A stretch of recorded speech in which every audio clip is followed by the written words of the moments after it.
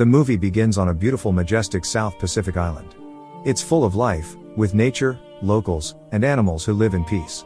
Private Whit, an American Army, hides on that island for many years. Whit gets along with the locals, he plays with the children almost daily and does what a local does until he is discovered. Even though he runs away, the U.S. patrol boat comes to the island, and Sergeant Welsh discovers Whit's secret life. Sergeant Welsh assigns Whit to his new mission, sending him to become a disciplinary outfit. Mostly, his duty is to take care of wounded soldiers. Whit has no choice but to agree with Welsh's commands. Other soldiers pick Whit from the island and bring him alone with the patrol boat, wherein other high-ranking officials are taking notes on how to win the Battle of Guadalcanal. Those notable officers include Brigadier General Quintard, a hard rock man with a solid attitude, and an old man with a strict personality, Lieutenant Colonel Tall. Under the boat, the soldiers talk about their lives, dreams, and fears. One of those men vocal about his fear is Edward Train. He's terrified of getting killed and not being able to go home, as other men fear the most too. While locked in the basement, the soldiers use their spare time to do their hobbies: reading, playing the violin, talking, teasing each other, and sleeping. Private Bell, a married young man, mostly talks about his wife, Marty, whom he loves so dearly, even if it risks his life and work to be in danger. While talking about his life, a big blow siren sounds up that indicates for the soldiers to prepare. They are arriving at their main point. The soldiers stand firmly next to each other. Some are afraid, and others are excited to be in battle. Each gets into their respective boat and sets off to the island.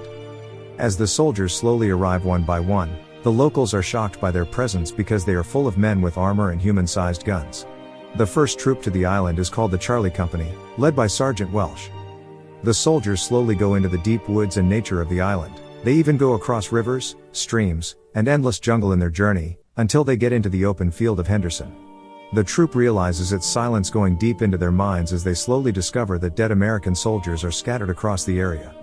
As they secure their camp on the island, the battle begins again in the reinforcement of securing Henderson Field and seizing it from the Japanese. The soldiers arrive near Hill 210, which is the epicenter of the battle, and by slowly attacking the enemies, they are slowly dying too. Plenty of American soldiers get wounded, they get shot, and their body parts blow up. With endless lines of people coming to the medical area, Private Whit doesn't know what to do anymore, but he assists his fellow soldiers as much as possible. He gives them water and cleans their wounds to ease their pain. The 3rd platoon plans their strategy now, and they must know where the Japanese are hiding from the tall grasses and trees. They are good at camouflaging too, so it's going to be hard locating them. But the Americans don't lose hope, just for their honor and country.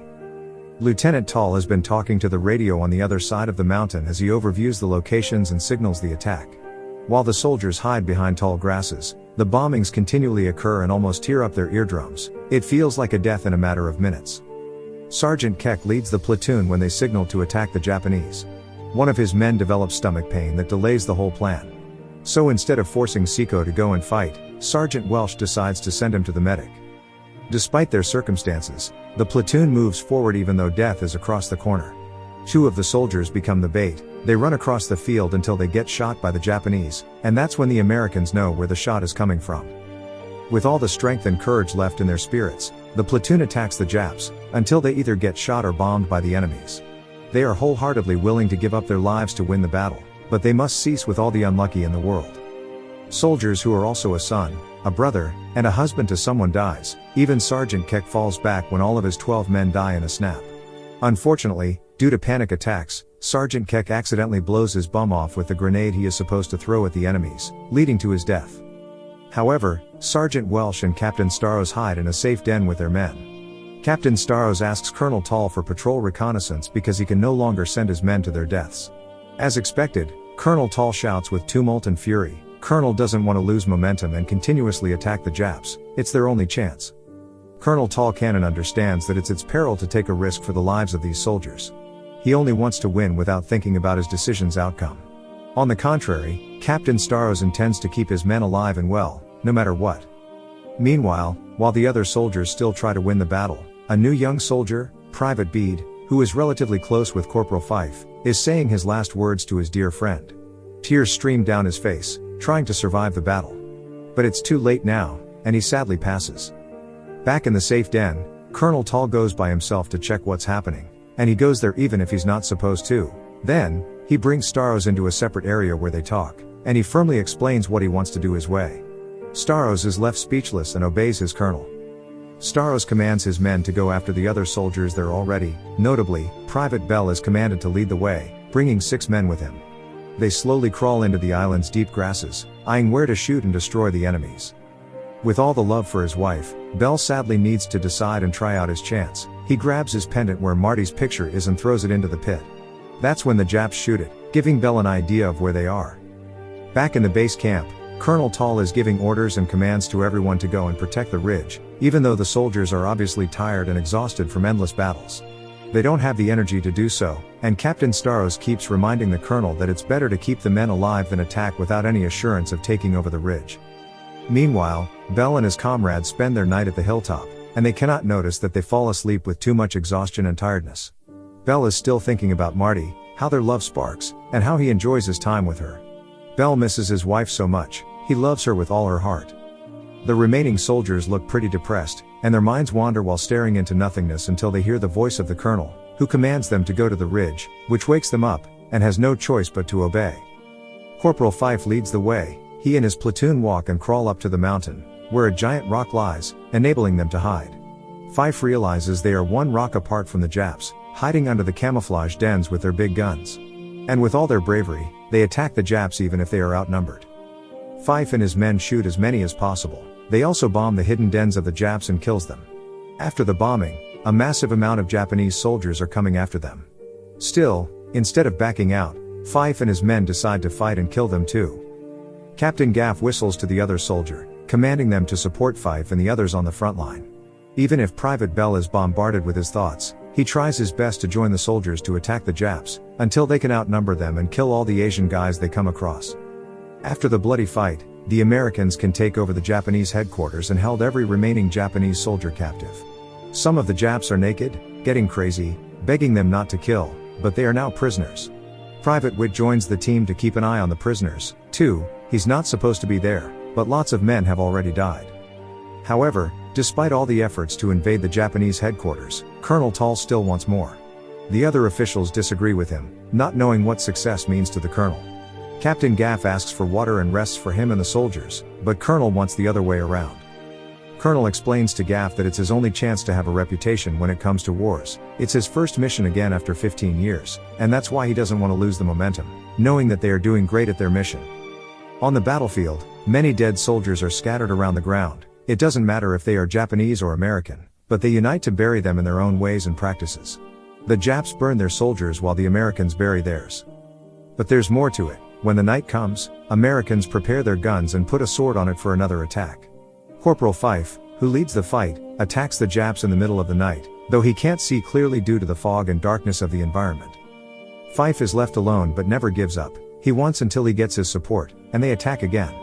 Then the Japs' last set of soldiers come their way. Fife and all the soldiers pour out their remaining energy to kill every enemy they see.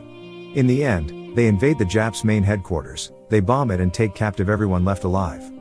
The war is over. The soldiers celebrate their little victory by cleaning themselves up in the nearby river with clean water. They can finally rest, at least take a breath from every pressure on their shoulders. Colonel Tall talks to Staros in a bungalow made by the Japs, and he reveals to Staros that he is relieving his command and Sergeant Band is taking over his place because he is too soft. Since Staros is a lawyer, he also suggests that if he wants to apply for reassignment to the Judge Advocate General Corps, he still has Purple Heart Award. Staros is left speechless, only to wonder where he went wrong.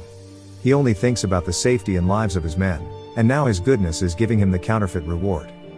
After all the mess, Sergeant Welsh happily announces to the men the colonel's letter. They will have a 1-week rest. The men shout with joy and happiness on their faces.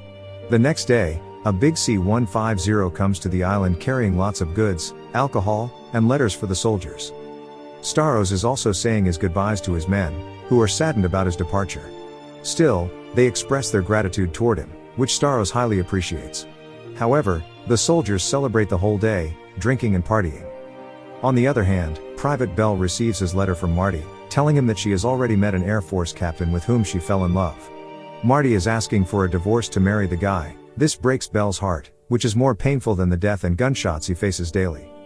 However, while the soldiers pack their things and prepare to go home, Witt gets around the village, befriending the locals. He even goes to the bungalow where Sergeant Welsh is resting, and they just talk about how they end up having lots of unanswered pain, But death is the only constant answer. They thought the war was over until a few Japs were left to attack them. With all the full force left, Lieutenant Band, Corporal Fife, Captain Gaff, and Private Witt kills all the Japs. When Witt is running for his life, he ends up in the open field, and no one is there with him except all the Japanese soldiers who cornered him. Unfortunately, Private Witt gets shot and killed by the Japs. After killing the Japs who killed Witt, Sergeant Welsh buries Witt on the island, knowing his love for the island and the locals are unconditional. Welsh cries over his tomb, with all the regret he has in his heart, unable to protect and fight with him. Amidst all the losses and pain the soldiers have been through, they still manage to have their new leader, Captain Basha. A middle-aged man with a strong wit and determination to win the war. While Basha speaks, all the soldiers seem unimpressed with his presence and look down with lament in their hearts. The movie ends with the soldiers saying their goodbyes to the island, their mission, and their fallen brothers. Besides their bodies being alive, what they carry as they return home to the States are their broken hearts and painful memories they will remember forever. Thank you for watching. Subscribe for more videos like this to help the channel out. Have a nice day.